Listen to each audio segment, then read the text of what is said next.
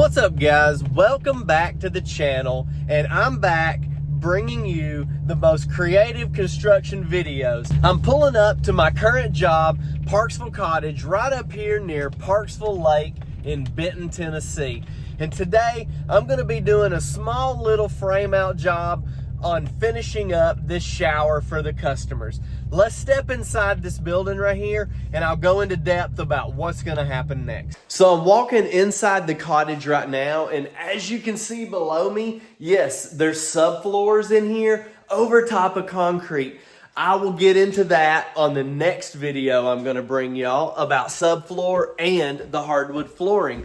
But in the meantime, we're gonna jump right into this video framing up the inside of this shower. Let me flip it around and show y'all exactly what I'm about to do. So we're walking from the upstairs bedroom into the bathroom, into the shower stall, right out this beautiful window you can see. And I did start a little bit of the framing in here, but I did not complete it because we had a small change order that we made just to make it a little bit more creative. So as you can see, all the plumbing, all the roughing is done in here, and I did not frame up this wall right here because we had to get the spray foam installed first, and I wanted to make it easier on the HVAC guys running their stuff and the spray foam guys to get in here and not have to contend with our wall. So originally the wall was going to go from the bottom plate down here and just follow the walls up, and then just have a super deep window in here with a 2 to 4 inch can light from the wire you're seeing shining directly down above this fixed frame window that I've installed on the front of the cottage.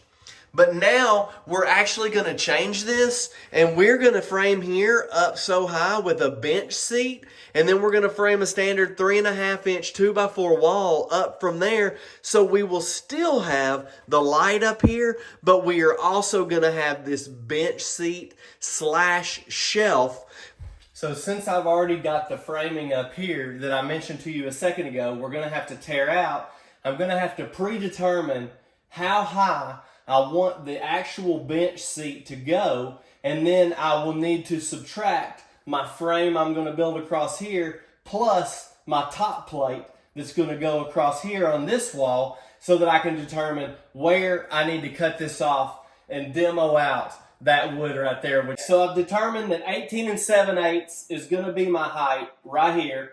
We're going to have 1.5 inches roughly top plate, and then we're going to have a 3.5 inch 2x4 here, building the frame back this way. We will put a slight slope on it so that it will shed water this way, but I'll do that once I connect my piece on the back here. I've got my skill saw set at 1.5 inch thickness. I'm going to go ahead and cut through the 2x4s on each side. Now we're ready to install our top plate here. I cut it to length, stuck it on the back wall, marked layout, transferred layout to the bottom plate. Now we're ready to stick it on here. I've got this pre-cut, got my studs pre-cut. Then we'll be ready to move on to the next step.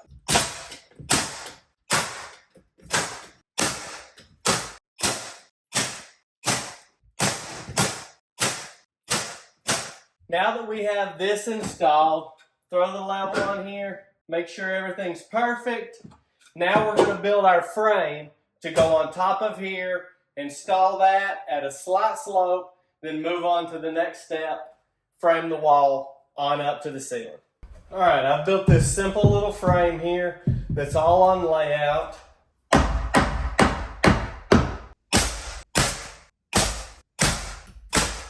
So we're going to put about 1/8 to 1/4 inch of slope on this by determining where the bubble is on the line.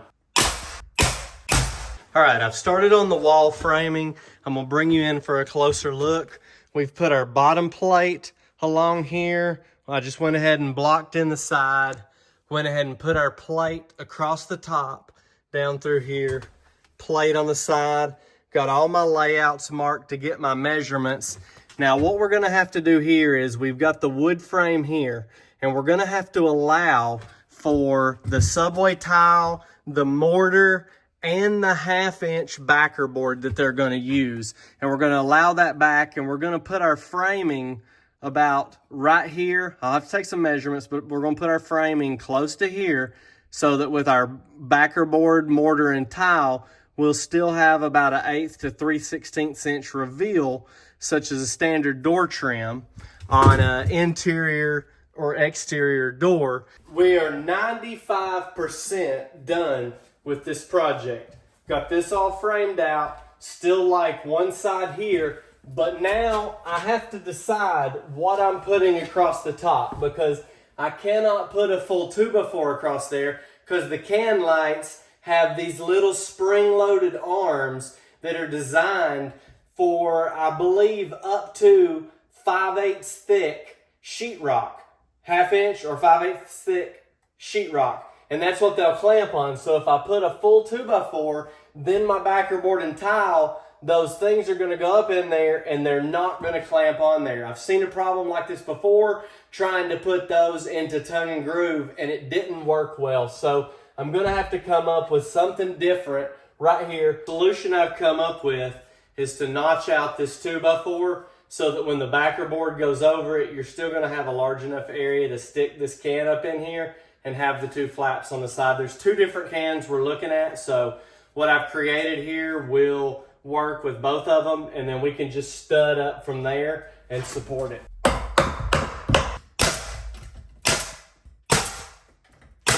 So our center is actually right here, not where that stud is. So we'll put a stud right over here, and then we'll put a stud right here, even though that's not on layout. One more stud right down through here, and that's it. Let's take a look at the final product. So we've studded in and created this bench seat with the forward slope on it, and then we've studded in this 3.5-inch wall sticking out from the window so that we could put this beautiful can light directly in the center to give this some ambiance at nighttime. We've studded it in and cut this out so that our can light will fit in here perfectly. That's all I've got for you today, and I really appreciate y'all tuning back into the channel to watch my construction videos again. Stay tuned for the next video, which will be right here in the same location at the Parksville Cottage. Can't tell you what it's going to be yet, but I will see you in the next video.